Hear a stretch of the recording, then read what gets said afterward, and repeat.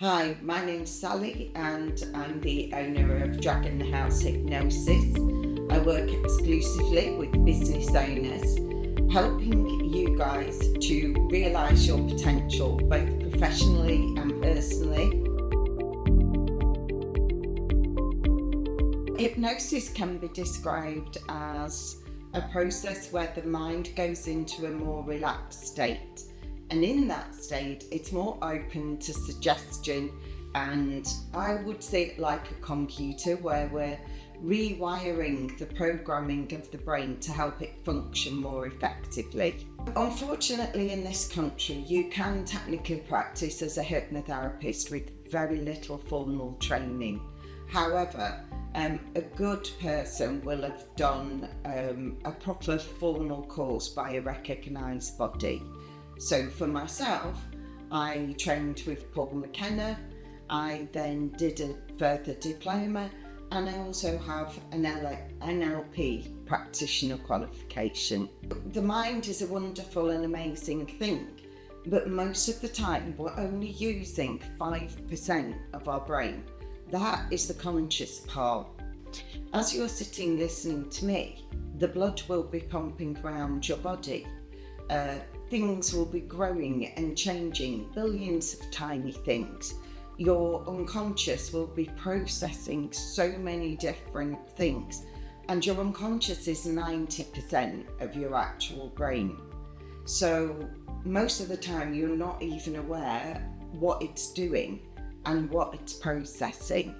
Once we can access the unconscious, if you have an issue, and it can be anything from a phobia of flying or an addiction, once we can access the unconscious, we can go into it and we can make positive suggestions that will enable you to reprogram the computer that is your brain. And we can do that very, very quickly. You don't need to talk through problems for hours and hours. So when we put people into a hypnotic state, most people are aware of what is going on around them. There will be times where the practitioner might be telling you a metaphor or a story, and you'll slip in and out of consciousness. You'll know what's going on, and your mind is just so relaxed that you're able to just trust that the person, the hypnotherapist is like your guide. My job is not to do the work for you. I guide you through a process, and you feel very safe in that process. And so your mind relaxes. After a session, you might think, I don't remember much of what happened there. That's your conscious mind. Because we're working with your unconscious mind, it doesn't matter that you can't remember. There's something in the brain, it's not a physical thing that you can see. It's called the critical factor, and it's a little bit like a drawbridge that separates the conscious from the unconscious mind. So when we take you into a relaxed state, we want to lower that drawbridge a little bit so that your mind becomes more susceptible to suggestion. But I've been hypnotized myself, and I would say I knew what I was doing and I was happy to go along with the process. These days, hypnotism is, it's less about stage performance and more where it got a bad reputation. And you'll see it's more about helping people with medical and psychological issues. And you'll see more and more hypnotherapists being employed within the NHS. So I'll tell you a story of the first person I worked with who had a vaping addiction.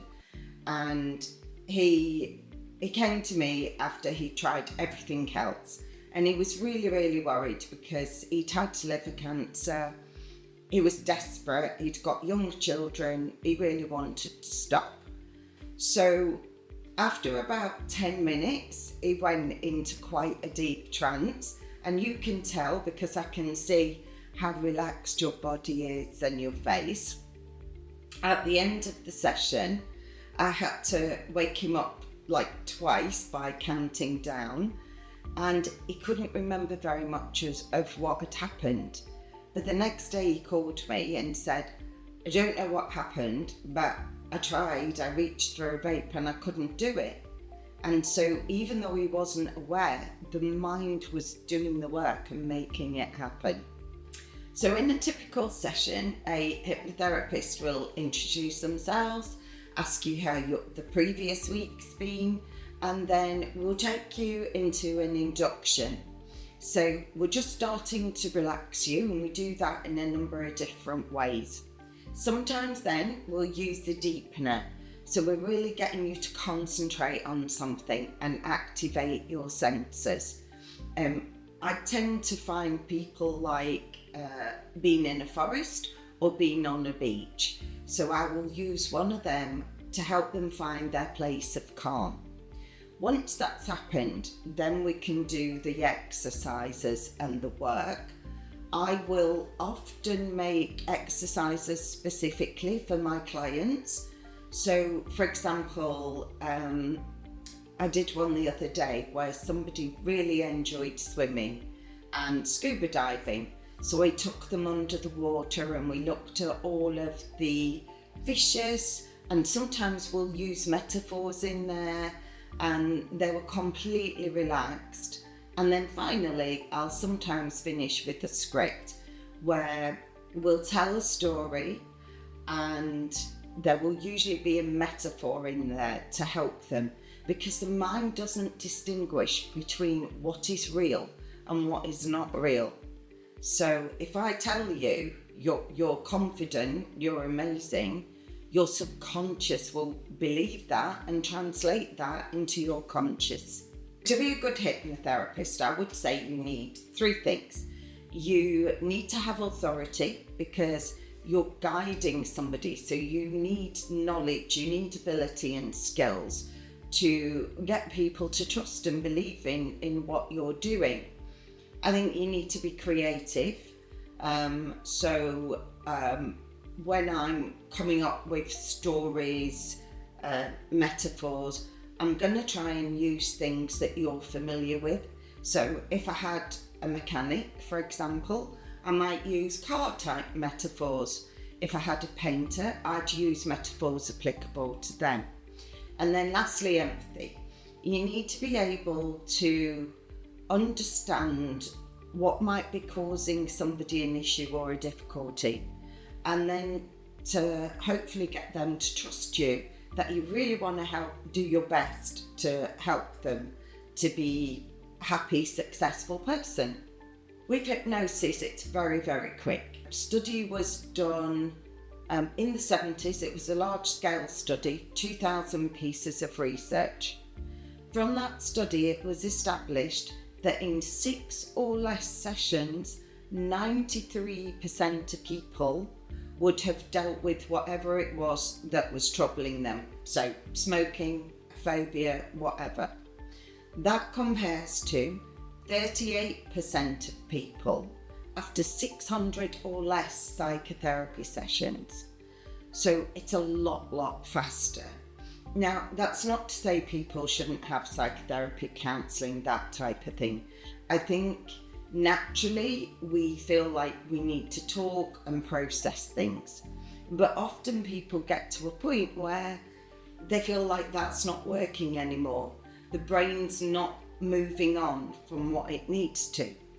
So in hypnosis, we can cure a phobia or an addiction in 1 session. I usually do 2, because I think it's good to do a follow-up and a booster and just make sure that it's really embedded for that person. So it's very quick and very effective. However,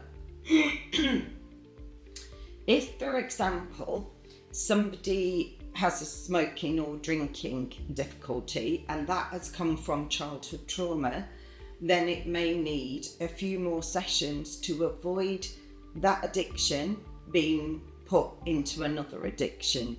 So we really try to just get to know you and rewire the brain, and the brain rewires itself very, very easily.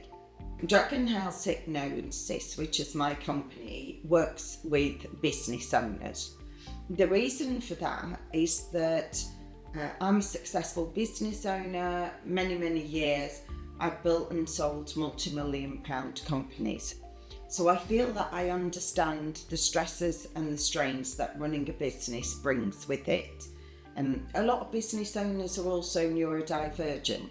A lot of people I see have ADHD, and that fits with the profile of being able to take the risks, being able to do a lot of things at once. But the downside of that is often business owners find themselves stressed and they don't really know how to relax very much. You just work and work, especially in the early days. So I'm able to help with insomnia, with helping people gain clarity on where they want to be and where they want their business to be. Sometimes people are lacking in confidence. They don't have the right people around them that are saying, you can do this. And if you don't believe that yourself, it can be very challenging. So I work with people to remove limiting beliefs around, I'm not good enough, I can't do this, I don't have the skills. And then sometimes it's about you're achieving things, but you still don't really feel quite happy. And there may be things that are there from childhood, patterns of behaviour, maybe parenting wasn't the best. And again, we'll look at that and reframe it for you so that you're able to create that positive, happy present and future. There are different ways to find a good hypnotherapist. You can go online, have a look who's in your area. I actually only work online, and that means I can work with clients in this country or overseas. I would advise having a look at what training they've had, and also have a look for reviews. Obviously you're looking for people who've got 5-star client reviews. And also, if you meet with somebody, then you need to make sure that you've got a rapport with that person, because hypnosis will not work if you don't have a really solid, strong relationship and trust that person. So do meet people, check it out, and good luck on your journey.